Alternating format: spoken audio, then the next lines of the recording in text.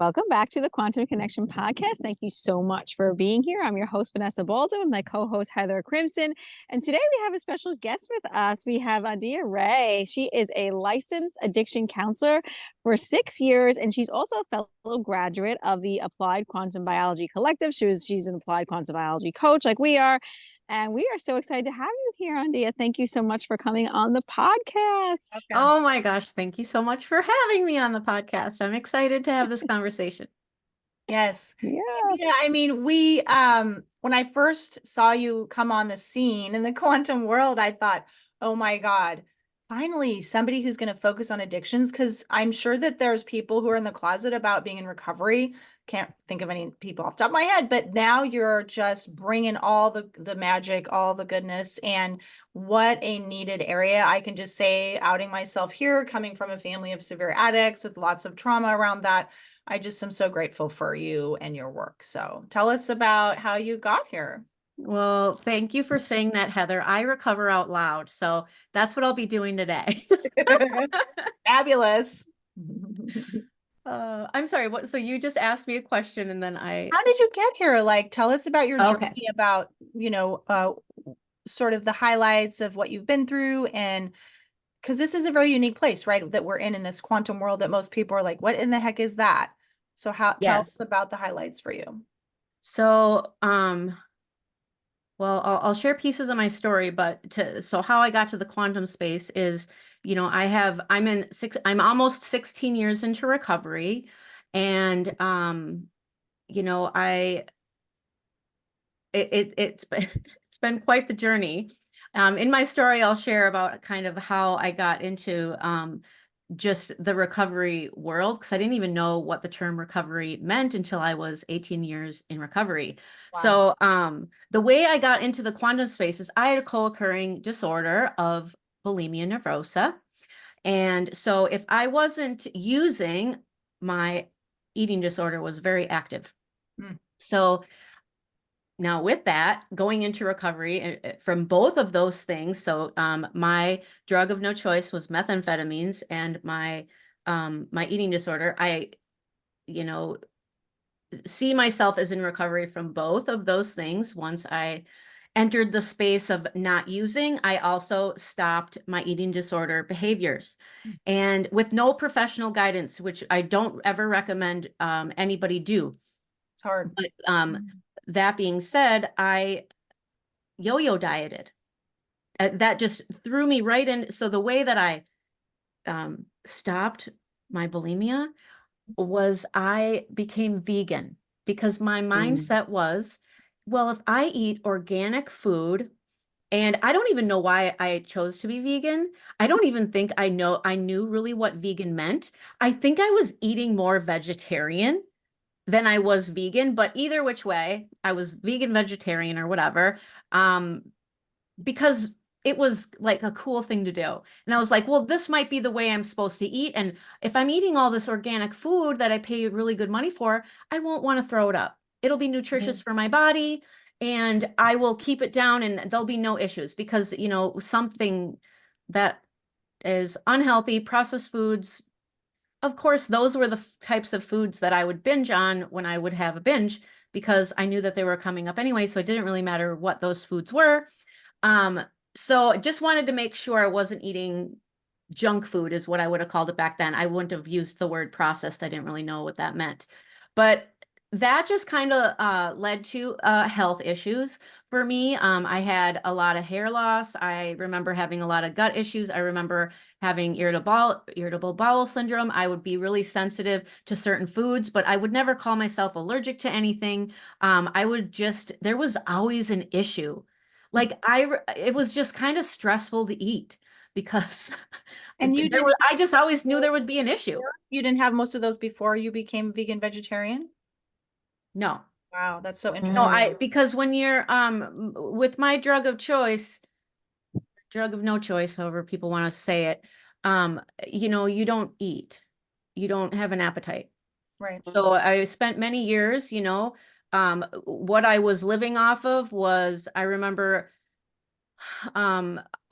drinking a lot of Nestle Quick like strawberry Nestle Quick from the gas station because that was easy on my mouth. So when you smoke methamphetamines, your mouth can get really raw depending on the foods that you're chewing, because just the act of chewing will scrape out the insides of your mouth. So like normal things that I would eat, like let's say a bowl of cereal, I wouldn't be able to eat a bowl of cereal because it would scrape the insides of my mouth too much. So I was always eating really soft foods, like, or maybe like Jello or something that was just easy to go down, and you don't have an appetite. So nothing's appetizing. So the foods I was eating were just, it was just really like crap food, or maybe like McDonald's hamburger or every once in a while. Like it was pretty bad, but that's all I really remember eating, and eating was never a priority, and it wasn't done very often unless I was in a binge, and then it was whatever food was around. But again, it was always soft food, Yep. things like ice cream, things that were going to be very soft and easy on my mouth. So the so yeah, and then from there, you know, that wasn't agreeing with me. So I finally came to, and I was like, well, maybe this is because of the way that I'm eating. Maybe I should incorporate some kind of something else. And I would be talking to the girls that I worked with. And so I ended up welcoming fish and seafood, because I've always loved fish and seafood. And so I was calling myself a pescatarian, and I felt like all fancy, like this is the way I eat now. This is going to be the answer. And then that led me to other diets, doing things like the master cleanse. And I remember I didn't even last a whole 3 days on that. Yeah, I thought I was gonna pass out. That would never recommend that. I just all the things that we do, right? And Yep. so I ended up so now I'm you know, towards the end, the way I found quantum is I was eating, or I learned how to eat keto, and I thought that was the answer. Right before that, it was plant paradox, and then that led me into the carnivore realm. I heard a lot of people were healing things, and you know, I always just had this mentality, this underlying belief that I was broken, that I always needed to Mhm. do some healing, something needed to be healed. But what I really wanted was the outcome of everything. What's the outcome of most everything? Health, happiness, contentment, peace. So that's what I was looking for through all of these different lenses.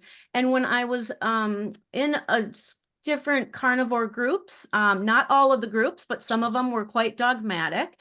And then I started just to think about like, you know, is there more than one way? And I started learning slowly about light and other things. So I've followed Sarah Kleiner for a very long time. And so really it was, she was the one who kind of opened my eyes up to some of these things. And then also I was doing some was being coached and learning a lot about toxins in our environment. So in that, I actually learned how to, you know, the importance of sleep and the importance of blacking out the bedroom and things like that. So I was doing that for many years, and my sleep did get better, but I wasn't wearing blue blockers. I had remembered learning about them, but didn't, I was just like, oh yeah, they'd probably help, but I didn't realize at the time. So that was like very early in my journey. And then once I started realizing about all the outdoor pieces, learning about our mitochondria, learning about health from the quantum lens, I couldn't unsee. And I thought, and at this time, when I was learning all the details, I wasn't counseling anymore.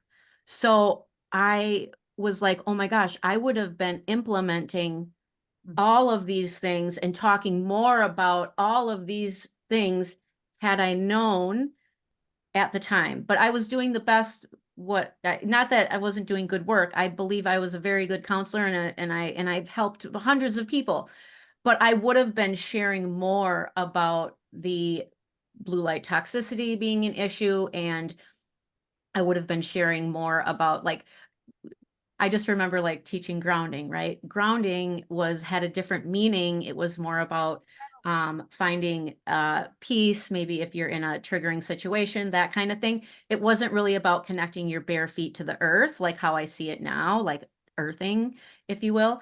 And so just little things that I could have incorporated. And I do remember intuitively, if I could, I would want to do my group outside, and we would go outside and do a group. I did as many group activities as I could outside, and I didn't even know what I was doing. Isn't that I interesting? just How your body intuitively guides wanted you. to be outside. Your body guides you. Yeah. Same thing as a teacher, right? We all knew when we take the kids outside to read a story, how much better they sat and behaved and listened. It's the same thing. We know we got them outside playing on the playground. They would be better to listen when they came back inside, right? We kind of intuitively know these things, but we forget and we don't really connect the pieces of what that's actually doing to their physiology or our physiology, and why we're addicted to the sun, or why we're addicted to nature, or why it feels so much more calm. We don't make those connections. So I love everything you're saying. And I'm making some own connections with my own self as well, which we tend to do, right? But like, there's a very obvious point in your health journey where you were completely like malnourished, right? In so many ways, right? And yeah, that's really important. And that leads to that probably leaky gut syndrome that you were kind of dealing with, or that, the food intolerances. And we all think diet is the answer. I mean, Heather and I have also done literally every diet there is out there. Everyone that you named, I think I've done, maybe not that cleanse, but just about everything else. Right. So it's just like, I can relate to that. And just how I want to just say also how proud I am of you for being in recovery, for getting, for doing that. That's a huge accomplishment. So you should be proud of yourself every day. And then like helping others, and then now taking it to this next level where you're like, I didn't know these things. I can see you reflecting, like, I didn't know these things, I could have done better, right? Because I do that too, right? I'm like, oh, as a teacher, I could have done this, or I could have done that, or I could have told them this, but you didn't know these things. So now you know these things, and you're going to spread the word, and you are spreading the message. Your podcast is amazing too, like all these things. So you're just doing awesome. So yeah. Thank you, Vanessa. I appreciate you saying that. You're welcome. Yeah, moving forward, now I know what I know, and I still don't know what I don't know, but I'm constantly taking in information, constantly applying it to how it could help people in recovery, whether they're in early recovery or whether they're in long-term recovery. So my story really has to do with me having a lot of these health issues in long-term recovery. Like I experienced some post-acute withdrawal symptoms very, like, way more than the 2 years. So I talk about a lot of that. So we can define things, or I'll let you kind of lead the way after. Andeea, what would people need to be on the lookout for the symptoms of the post-acute withdrawal syndrome? And you're talking about from a substance, no matter what substance, or just specifically certain substances? Yes. So any substance someone uses for a long time, many people are in addiction for years. It's a primary chronic progressive relapsing disease. So a lot of people have used multiple symptoms or chemicals for a long period of time. And so in our first, when we stop, as soon as we stop using a substance, we have what's called acute withdrawal. Everyone's going to feel those physical symptoms. It depends on what drug you're coming down off of, how long that acute withdrawal will last. But once that is past, post-acute withdrawal is sobriety-based symptoms. These are abstinent-based symptoms. So just because it's our body coming back online, and it's also our, like, mentally, how do we deal with the world, our social situations, now that I can't use substances. Right. Because it's all about numbing, it's about avoiding, we isolate. People use for lots of different reasons, but the two big reasons, they can all be either categorized under I want to feel good, or I'm in pain. Yeah. When it comes down to it. So post-acute withdrawal, when we talk about post-acute withdrawal, that's actually anywhere from 2 weeks to 2 years. I remember, so I used methamphetamines for 12 years. Okay. And so the post-acute withdrawal symptoms that I experienced, my sleep was very off for many years. And that could definitely be, now that I know other factors why my sleep was off. I'm not blaming it on the recovery piece, but the other one was I'd have full body twitches, not on a constant basis, but full body twitches that would like jerk me awake when I was sleeping. That happened for a good 4 years for me. And now that I know what I know and what I've learned from Carrie is I look back at that and my body was extremely dehydrated, extremely dehydrated. So dehydrated that it was like full body twitches, because she explains when we're twitching, like, or like when you have like a little eye twitch or whatever, that is very dehydrated area. So um I that's as soon as I remember her talking about that, and as soon as she was talking about that, I was like, oh my gosh, that I wonder if that's what my full body twitches were all about. Is I was just simply, I was drinking bulk water, and I probably was drinking, I actually have always struggled with drinking like what they say, the 8 glasses of water a day. And especially in my active use, I wasn't drinking enough water, nor was I eating enough food or giving my body the nutrients that it needed. Um, and in there I was taking lots of random supplements, things that I thought would help me lose weight. So because I was always toying with the idea of quitting. I don't need to quit if I can find the magic pill, right? Because it's not like I wanted to stay using for 12 years, No, of course not. It's never the right? case, ever.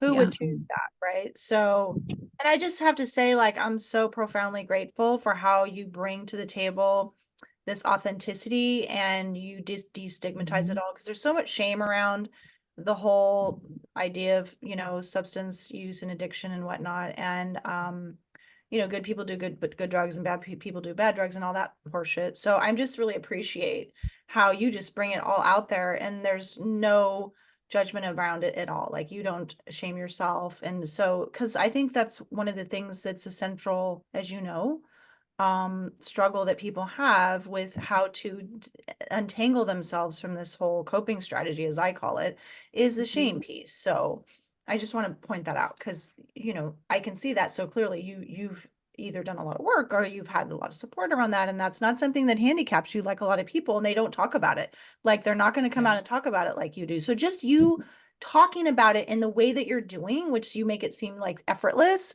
is going to help so many people who hopefully listen to the podcast, but people you Yeah. reach in every avenue that you are immersed in. So I was just thinking also, Andeea, like the malnutrition and the impact of the substance use and all the things, right? And then you even add in like a high non-native EMF environment and all those other factors, right? Not enough exposure to infrared and red in the sun, full sun spectrum from sunlight. So it's no wonder your body was having these symptoms, and symptoms, like Vanessa and I always say, are just your body's attempt to try to adapt and or heal with what it's given. So yeah, so I bet you've had so many like those light bulbs and epiphany moments of like, oh, that's what was happening. And oh, that's, yeah, listening to people like Carrie Bennett and so forth, and understanding your body at the quantum level, which is what you're telling us. Yeah. Well, definitely wasn't always shame free. Okay. Definitely it went down my shame spirals. But yeah,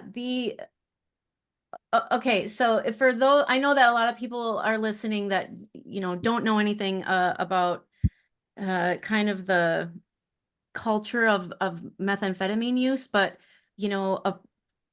when you use methamphetamines, you get very paranoid. Well, if you're very paranoid, you're not going to typically go out in the daytime. You're not really going to converse with other people that aren't also high with you.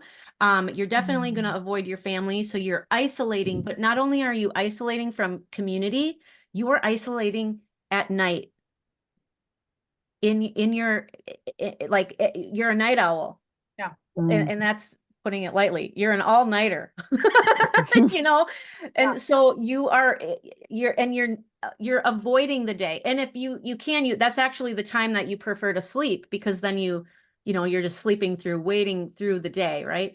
If you do go to sleep, at least that was my experience. I was definitely avoiding being outside.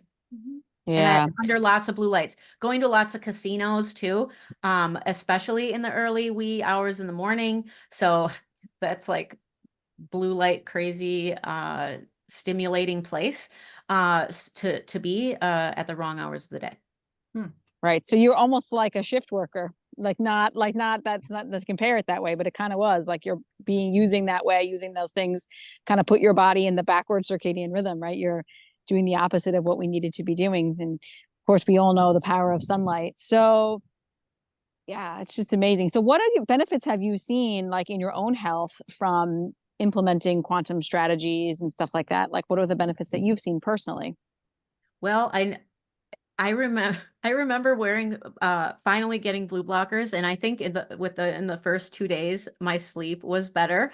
And Wow. I was sleeping in like the blackout, room, but I wasn't really being that mindful of the first light that I saw when I would wake up. So if I had to go into the kitchen, I was still turning on the light because that piece I didn't know about.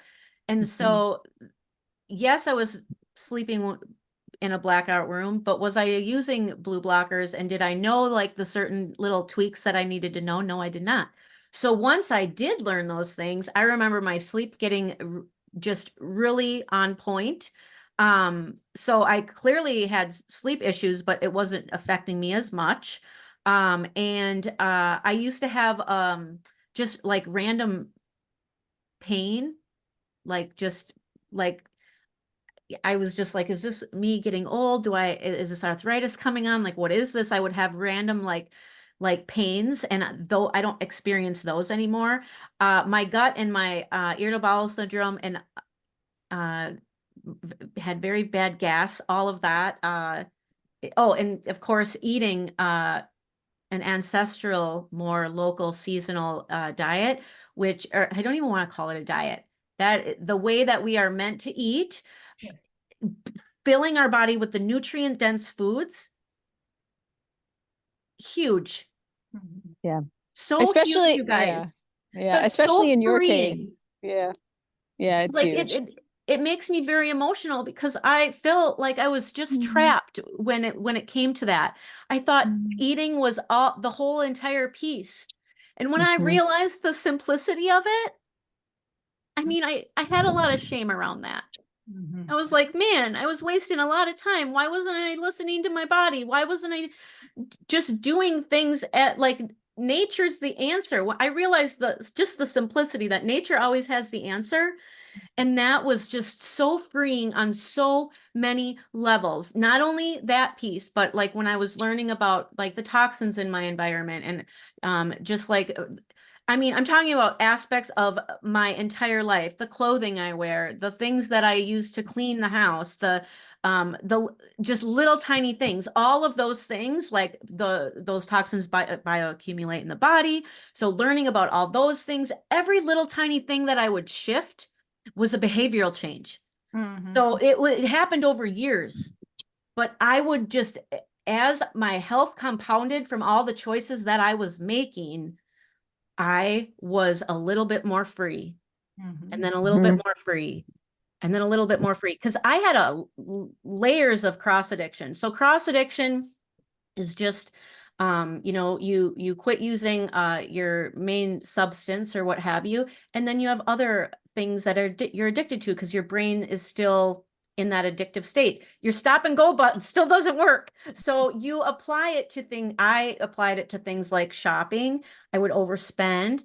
I had definitely an addiction to sugar, and those were my two big ones. Those were my two big ones. Mhm. And I would say when I was in my active use, gambling was a problem, but when I became into recovery, it was not an issue.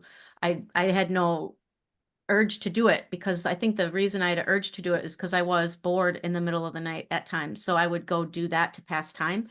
So,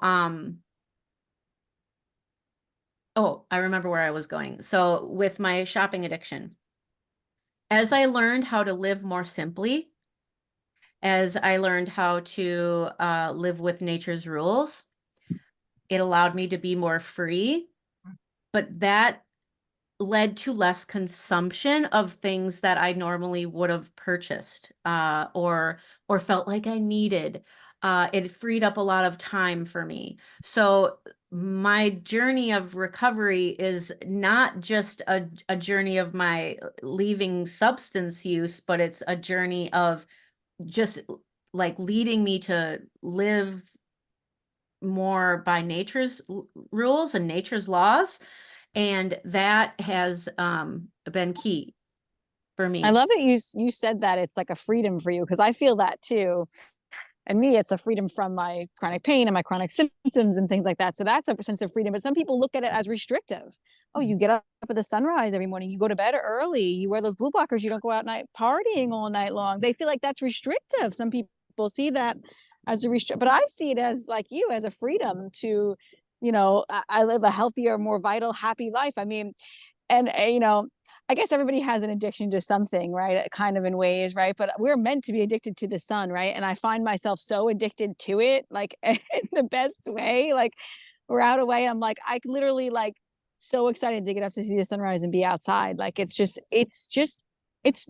spiritual to me too, in the same essence. So I'm sure you ladies can totally relate to that. It's like just like those moments are just, they're incredible, and that's what we're supposed to be addicted to. So yeah, Yeah. it's pretty. You make me think of uh the phrase or the quote, you you don't know that, or if you don't know that you're in prison, like you can't break free out of the prison, right? Mm, yeah. So when people are in that mindset of like, oh, that's like I could never do that, or like we didn't this way of living doesn't happen overnight. There's always a behavior change. There's Mm, always going to be behavior change. And people, they're not resistant to change like how we usually think, but they are resistant to being changed. So we have to really meet people where they're at and what they're ready to change. And they have to realize that there's an issue or problem or what have you on their own. Yeah. And when they just like, because I remember like my coach, like she was such a purist and I just looked up to her so much. And I I remember when I first met her, I was like, oh my God, there's no way that I could live like this. Like how I would literally need to be a millionaire so I can buy all the things and just start doing it. But I would actually never recommend that for anybody, because if you do have the money to, like, let's say purchase all the things or do all the things you need, and mind you, everyone, most things are free, but I'm just telling you, like, there are shifts we have to make, and we do need to make some purchases to shift from our modern world into a more natural one. Sometimes there are things that need to be purchased. And with that, there also is behavior change with every single one. We cannot just expect to buy something and then our behavior be changed. So this slow go, if you will, was exactly what I needed, because I don't think I would be able to teach this also to people with such passion in it unless I went through it myself. And I definitely want people to get to where they are. And, you don't need to be a purist either. You do the best that you can with what you have. And anyway, I think I went off on a little tangent. Sorry. no, it's a great tangent, and we have to meet people where they're at 100%, and you can't make changes unless you're ready to make changes, and that's the truth of it. A lot of times, like, you can't force it on people. They have to be ready and willing to make the changes for themselves and want to change, and that is such a good point. And it takes time to build this lifestyle, or a lifestyle that's healthy for you and what you feels good for you, because we have to always consider what feels good for you and your body, right? So it takes time to build that, and it doesn't happen overnight. And all three of us are doing that, So yeah, it's pretty cool. So, Andeea, how do you now use this? Like, how do we tie this to, the recovery aspect? How is quantum biology, circadian biology helping people? How can it help people recover from addiction? Yeah, so when I was doing like my final certification project, I was really focused on the dopamine piece. We joked in the graduate school, the answer to any test question is either dopamine or seek supervision. Like so I was just really focused on that, and that it does, we are healing that. Even with our modern technology, I feel that people who don't have the gene of addiction are, because of our modern world, they can be prone to having addiction tendencies because of the blue light piece. And the thing is like, of all of the with all like the toxin free things that I learned, and with all of the uh quantum health stuff that I learned, the I lost my train of thought. But anyway, I'll get back to it, I'm sure. So how we apply this to recover. Oh, I was learning about I didn't learn about the two huge toxins, which is non-native VMF and blue light toxicity. So I'm doing my certification final project, right? I'm going through it, and I'm doing all the research about the dopamine, making all these connections, and I'm like, okay, so I need to marry this with like, I really need to connect this to recovery. What do we experience in recovery? And I didn't get formal treatment, so post-acute withdrawal syndrome is something I've actually been very passionate about sharing with all my patients, because I didn't know what that was going on with me. I thought it was broken forever. I remember having thoughts in my head, and that those thoughts wouldn't come out of my mouth. I just remember feeling like just broken, and I remember thinking, well, I guess this is just how I am now, and I have to pay the price for partying for so long or whatever. And so that all of that shame talk, and just being really down on myself, and I think that there are many people just like me. In fact, I know that there are many people just like me, because only 11% of people get treatment. Ooh. There's a Mm. whole 89% of people that don't get treatment. And I think actually the research now is different. But anyway, that was how it was for many of my years. That was the statistic. And so if you're listening to this, and you are thinking back to your early years in recovery, or you're in long-term recovery, or whatever stage you're in, you are going to experience these post-acute withdrawal syndromes, maybe not all of them at the same time, but you're going to experience some of them. And the thing is that they're the same symptoms as blue light toxicity. Things like, Wow. anxiety, and things like, the melatonin disruption, sleep disturbances, restlessness, memory issues, Brain and fog. brain fog, trouble concentrating, Irritability. circadian rhythm imbalance. Yeah. That whole list, it's the same thing. Those are all pause symptoms, and they're also symptoms of blue light toxicity. So you can gather, as we observe, because there's very little research on pause, but we can just make these connections, right? So if we are experiencing pause, and we are scrolling our phone in the middle of the night, or we're on our computer at the wrong times of day, or we're not protecting ourselves from artificial light, we are going to have a real tough time healing those pause. Those pause will, I would only imagine, last longer if we are staying in that environment. And it's so crazy, because we talk about like some really crazy substances that we were putting into our bodies, and now we're talking about light bulbs. Like how they're, it's just like this extreme, but it's so important in that simple thing, simple thing of looking at our light environment. It could just be so huge and critical for people in early recovery. And in fact, I have been sharing this information with people and getting some feedback around them incorporating just some simple quantum strategies, and they are improving their sleep. And this is like in less than a 30-day time frame. Like, they are having some really miraculous results. I've had some people go all in. They changed all the light bulbs in the house. They got the red light therapy panel.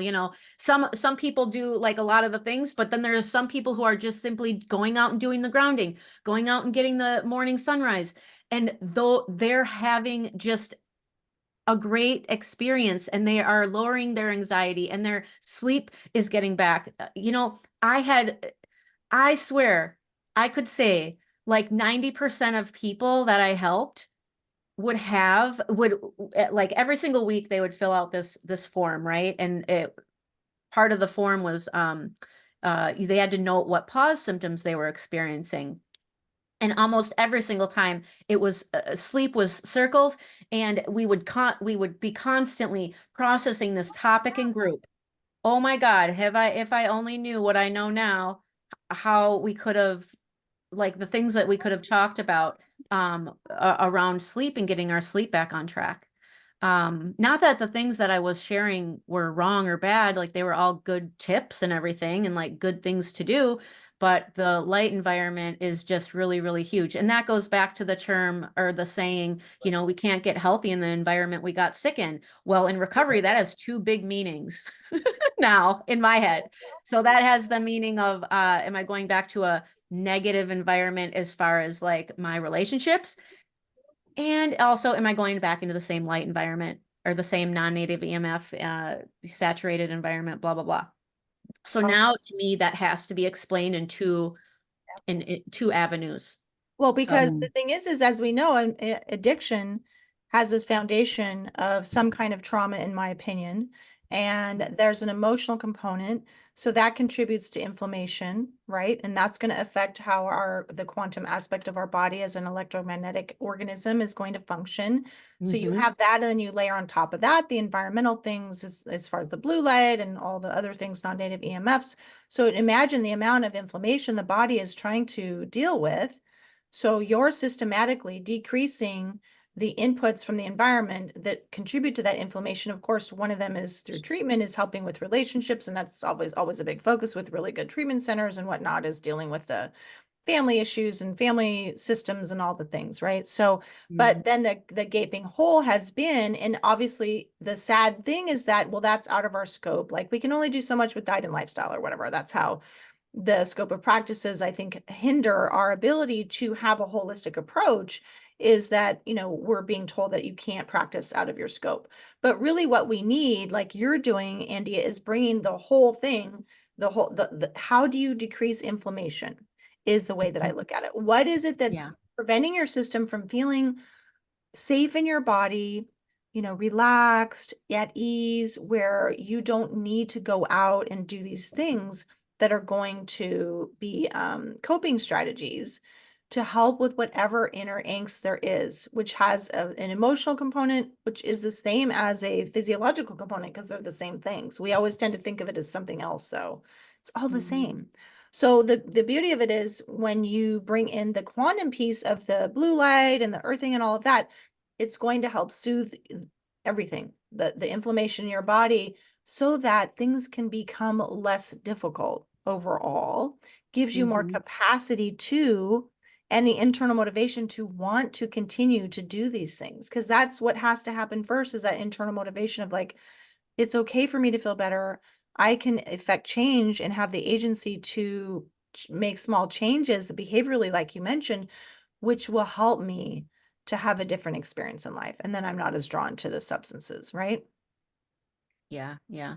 And you know, there's a whole layer too of you know, our belief system. And that's such a huge Huge. piece. Yep. Huge. Because when we're healing that negative self-talk, you know, now that we know what we know about water, like I am very conscious of the words that I'm using. In fact, I don't really like the term recovery, because recovery implies that you are always like doing like this healing. And that's exactly how I always had felt. And I actually, like, I'm in a healthy body. Like, I don't have to think constantly that like, you know, we're just bombarded with all these like, you know, you need this, you need that. And it makes us feel like, oh, well, like the other day, my mom was like, Andy, should I do this liver detox? And I'm like, Mom, do you feel like there's something wrong with your liver? What's making you think that you need to do the liver detox? And like, she couldn't answer me. Like, she didn't know. And like, this is just the exact same thing that I would do to myself. I would always think that something was needing. So I identify as a grateful human. I used to identify as a grateful human in recovery. So I never liked to saying I'm Andeea and I'm an addict.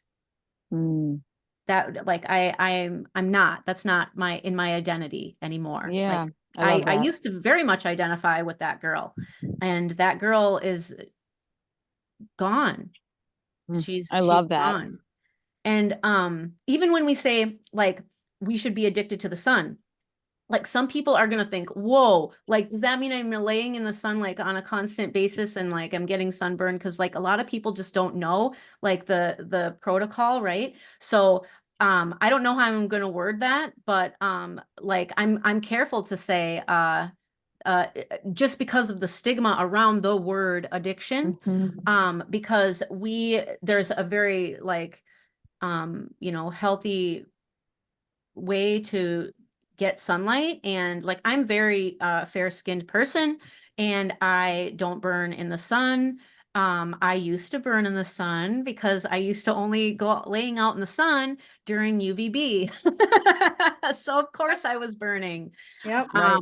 I wasn't getting the right signaling to build my solar callus.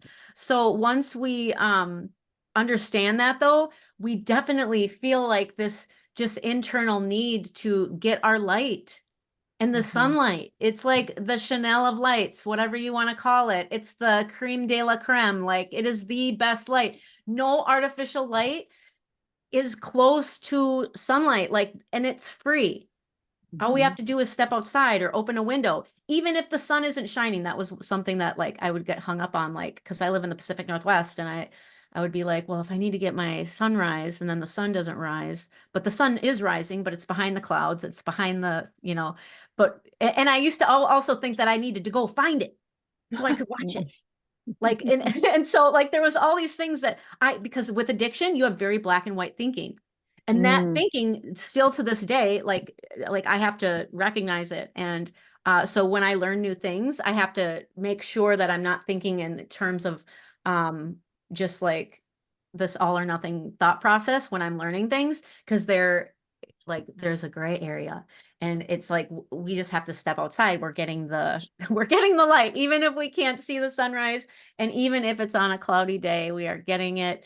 So I just want to make sure I'm sharing that piece right now.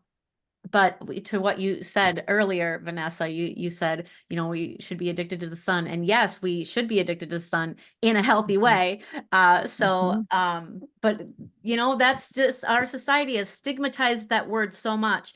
And when we use that word too, if you have a negative connotation around whether you're in recovery or not, around the word addiction, I challenge you to rephrase that, because the words that we tell ourselves, and you know, that imprints on our easy water in our body. So this is also something that I'm going to be sharing about, because there is just so much negative self-talk in addiction recovery, because you still have to go through there's just so much healing on so many levels that's to be done. And this is from my own experience and from also clinically what I've observed.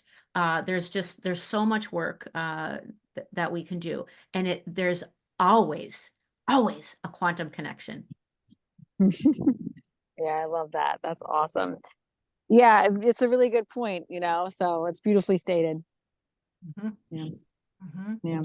So we're almost at the end here, and I want to invite you to share, Andeea, how you help people, where people can find you. This has been very enlightening information. Again, I just feel like you're such a godsend in bridging that gap between quantum world and then the recovery world, or whatever we're calling it now, because right? Because I mean, it's a huge epidemic, and I think it's something that we highly underestimate, and it's from whatever substance, you know, whether it's shopping or the behavioral addictions versus substance, whatever, you know, it's all a problem. And because we're not getting people's vitality, we're not getting to enjoy their gifts, we're not getting to, they're not enjoying their lives. So it's just a massive thing. And I am so glad you're here. So how can people find you? Yes, well, thank you, Heather. That was beautiful. So people can find me at Andeea Rae on pretty much every platform. My name is unique, so I'm one of the only Andeas. I have seen the name before, but it's pretty rare. So at Andeea Rae on all social media platforms. And then my website is also andeearae.com. And I'll be like, actually this week I'm starting to record my course, which is called Quantum Recovery Reset. And it's gonna help people in all different ways with some of this basic quantum knowledge so they can apply it to their recovery. And then the quantumpages.com is also a website that I have, and it'll all be in one spot very soon. But the Quantum Pages is also a Instagram account that I have. So the Quantum Pages is really so people don't have to go and search for all of these, you know, things. Like if I tell, like, let's say this week I'm going to be sharing about blue blockers, for instance. I don't want people just going on Amazon and putting in blue blocker and just buying any old blue blocker that comes up in the search. I've vetted and talked to every single, if I'm an affiliate of the company, I've talked to the owner of the company and made sure and asked all the questions. And I also try to keep as toxic free as possible. And this is just a kind of a passion project of mine. And I do every single category and I'm still building it. But there's, you know, light, water, magnetism, clothing, there's recommended reading, there's all sorts of things. So it's kind of like a blog in a sense.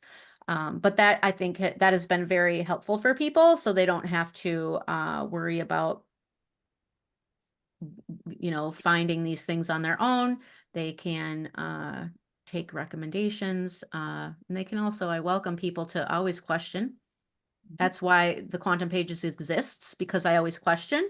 So, and you don't have to trust me. I hope that you trust me, but you can always do the research on your own. That actually empowers you on your recovery journey or your healing journey or any journey that you're on. So I very much appreciate the support. And yeah, so, oh, and people can, of course, email me. It's Andeea Rae at outlook.com if they want to connect with me.